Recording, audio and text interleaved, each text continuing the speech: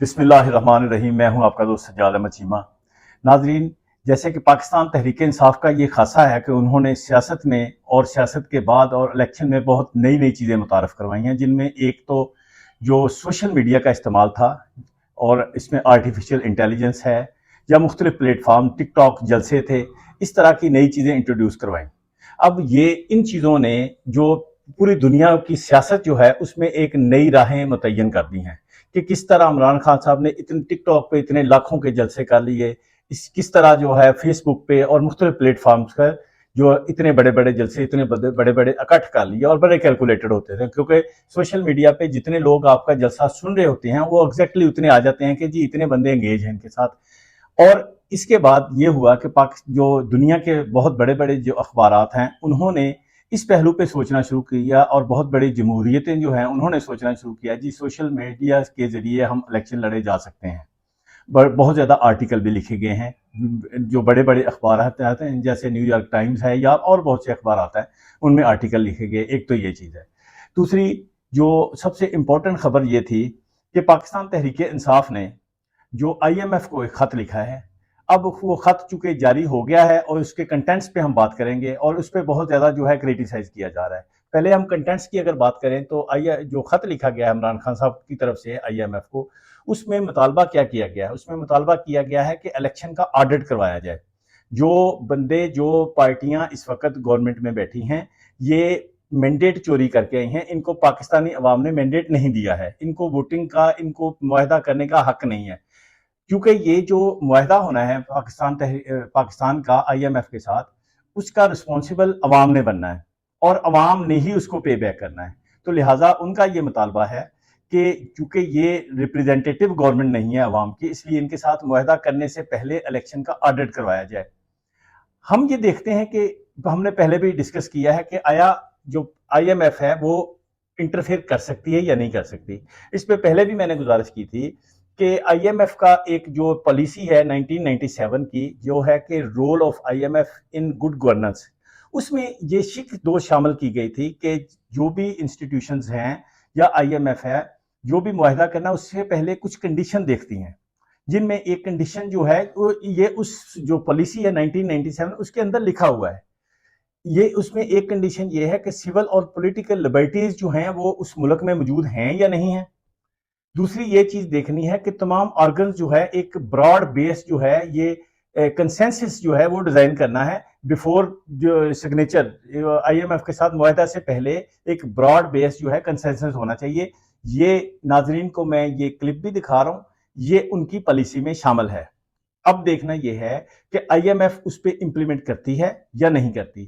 اس میں کوئی شک نہیں ہے کہ یو ایس اے اور یورپینز جو ہیں ان کا زیادہ انفلوئنس ہے آئی ایم ایف کے اوپر، لیکن پھر بھی دیکھنا تو یہ پڑے گا کہ آئی ایم ایف ایک انویسٹمنٹ ادارہ ہے جو لوگوں کو فیسیلیٹیٹ کرنے کے لیے فائنینشیل سٹیبلٹی کے لیے، اور اس کا یہ ایسا بالکل کبھی نہیں ہوتا کہ کوئی بھی ادارہ ہو، کوئی بھی بینک ہو، کوئی بھی انسٹیٹیوشنز ہو وہ وہاں پہ پیسہ لگا دے جہاں پہ ڈوبنے کا خطرہ موجود ہے.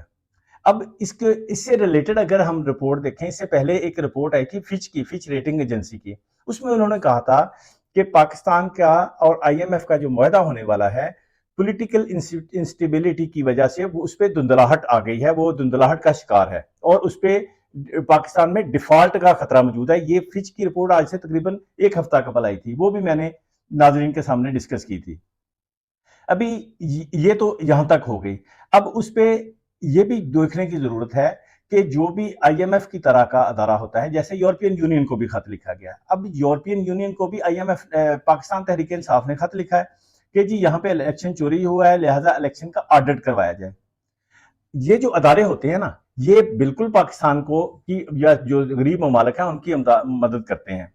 جیسے یورپین یونین نے ہمیں جی ایس پی پلس کا انہوں نے ہمیں سٹیٹس دیا ہوا ہے کہ جو ٹیرف ہے ان کا جو ہم سے اگر ہم یہاں سے کوئی ایکسپورٹ کرتے ہیں ٹیکسٹائل وغیرہ یا جو بھی ہے اس میں ٹیرف میں کمی کی جاتی ہے، لیکن اس کے ساتھ کنڈیشن بھی ہوتی ہے کہ اگر آپ نے ٹیکسٹائل کا پروڈکٹ ہمیں بھیجنے ہیں تو ہم نے آپ پہ چیک بھی رکھنا ہے کہ آیا آپ کوئی جو لیبر جو ہے ان کو فیسیلیٹیٹ پورا کر رہے ہو، کسی کے ساتھ زیادتی تو نہیں ہو رہی، یا ان ایجڈ جو ہے انڈر ایج بچے تو کام پہ نہیں رکھے، اس طرح کی اسی طرح IMF کا چلتا ہے کہ انہوں نے جو جس ملک کے ساتھ معاہدہ کرنا ہوتا ہے اس کے حالات یقینی طور پہ دیکھنے ہوتے ہیں، اس میں ہیومن رائٹس کی کیا پوزیشن ہے، اس میں ڈیموکریسی کی کیا ہے، یہ ڈیفینیٹلی دیکھنا ہوتا ہے، اور سب سے بڑھ کر یہ دیکھنا ہوتا ہے کہ براڈ بیس کنسنسس ہے کہ نہیں ہے۔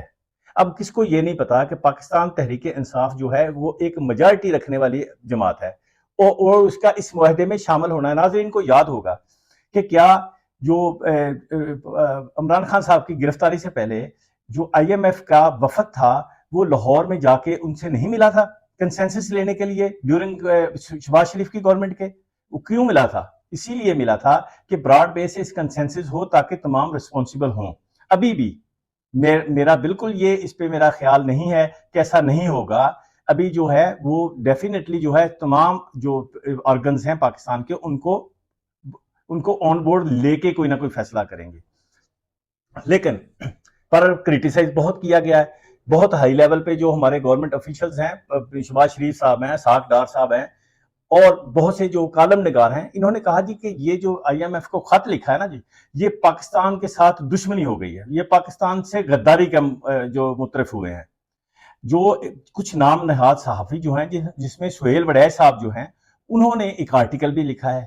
اب یہ جو نام نہاد صحافی ہیں، یہ نوکیا 11 جب ہوتا تھا نا آج سے 20 سال پہلے، وہاں کے اس وقت کے یہ رہنے والے ہیں، اور یہ سمجھتے ہیں کہ جو آج کے ڈیجیٹلائز نوجوان ہیں ان کو وہی جو لگی بڑتی اور جو پروپیگنڈا کر کے ان کو کنٹرول کیا جا سکتا ہے، اور یہ مس کیلکولیشن کرتے ہیں، یہ مس انڈرسٹینڈ کرتے ہیں کہ یہ نوجوان جو ہے نا، یہ ان کی ایکسیس آپ سے بھی زیادہ ہے۔ ڈیجیٹل میڈیا کے ذریعے IMF کے ساتھ، IMF کے چارٹر کے ساتھ، یورپین یونین کے ساتھ، یورپین یونین کے چارٹر کے ساتھ ان کی ایکسیس آپ سے بھی زیادہ ہے۔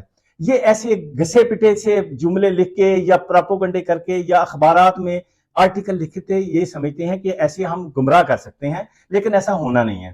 بہرحال سہیل وڑیچ صاحب نے جو ہے انہوں نے لکھا ہے، کریٹیسائز کیا ہے کہ جی عمران خان صاحب نے جو لکھا ہے، خط لکھ دیا IMF کو، یہ بہت بڑا ظلم کر دیا ہے، اس کا اثر ایک تو اثر کوئی نہیں ہونا، دوسرا اس کا جو ہے جی پاکستان ڈیفالٹ کر جائے گا، پاکستان جو ہے وہ ڈیفالٹ کر جائے گا تو تمام عوام جو ہے یہ عوام دشمنی کے مترادف ہے۔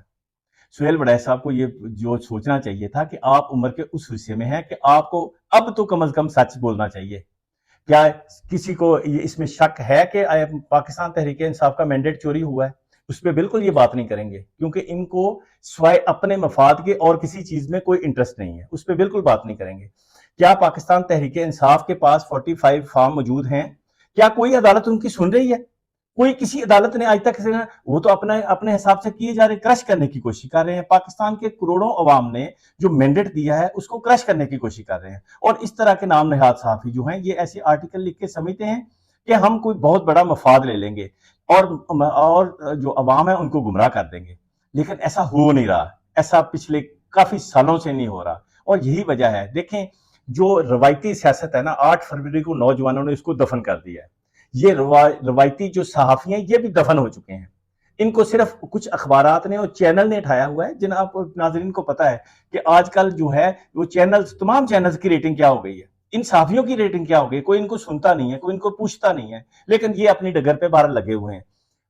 اور ایک جو ہے وہ میڈیا میں کلپ چلایا جا رہا ہے جو یہ ہے کہ جی IMF کی ڈائریکٹر کمیونیکیشن جو ہے انہوں نے کہا جی کہ ہم نئی گورنمنٹ کے ساتھ کام کرنے کے لیے تیار ہیں۔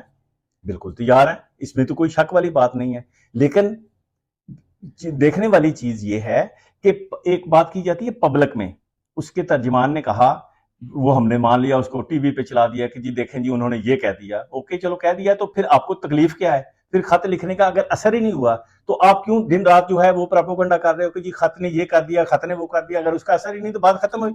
جب اس کے ڈائریکٹر نے کہہ دیا ہے کہ ہم نے تو نئی گورنمنٹ کے ساتھ کام کرنا ہے تو بات ختم ہو گئی، لیکن اندر سے تکلیف جاری ہے، کیونکہ یہ چیزیں ایسی نہیں ہوتی، بیہائنڈ دا سین بہت ساری چیزیں ہوتی ہیں۔ میں نے پہلے گزارش کی کہ کیا ناظرین کو نہیں پتا کہ جو شہباز شریف کی یہ جو 16 ماہ کے رجیم چینج آپریشن کے تحت جو گورنمنٹ آئی تھی، اس کے دوران لاہور میں جو قید تھے اس وقت عمران خان صاحب، ان کو جا کے لاہور میں نہیں ملے، ان کو کیا IMF کا وفد نہیں ملا ان سے جا کے؟ کیوں کنسنسس لیا گیا تھا، یا اب کیوں نہیں لیں گے؟ یہ بالکل جو ہے یہ پروپیگنڈا کر رہے ہیں۔ بالکل خط لکھا ہے جو بالکل عوام دشمنی اس لیے نہیں ہے کہ انصاف لینے کے لیے جب آپ کو کہیں بھی کوئی چارہ نہیں نظر آ رہا تو آپ کیا کریں گے؟ کوئی ادارہ اپنی ذمہ داری لینے کے لیے تیار نہیں ہے. چیف صاحب تو نے تو ذمہ داری ویسے لینی نہیں، کیونکہ وہ تو میڈیا نہیں دیکھتے، انہوں نے کوئی ذمہ داری لینی ہے. بہرحال جو اندھیر نگری جو مچی ہوئی ہے، کوئی قانون کا کوئی نام نہیں ہے اور کہیں پہ کوئی انصاف کا نہیں ہے. بہرحال چیزیں جو ہیں وہ اچھائی کی طرف بالکل نہیں چل رہی ہیں، اچھائی کی طرف بالکل نہیں چل رہی ہیں. کوئی ماحول خوشگوار نہیں ہو رہا. روزانہ کی بنیاد پہ مختلف جگہوں پہ، سندھ میں، بلوچستان میں، پنجاب میں، وہاں پہ دھرنے ہو رہے ہیں، احتجاج ہو رہے ہیں. یہ کس طرح کی گورنمنٹ ہے؟ یہ کس طرح کی سٹیبلٹی لانا چاہتے ہیں؟ اور ایسے سٹیبلٹی کیسے آئے گی؟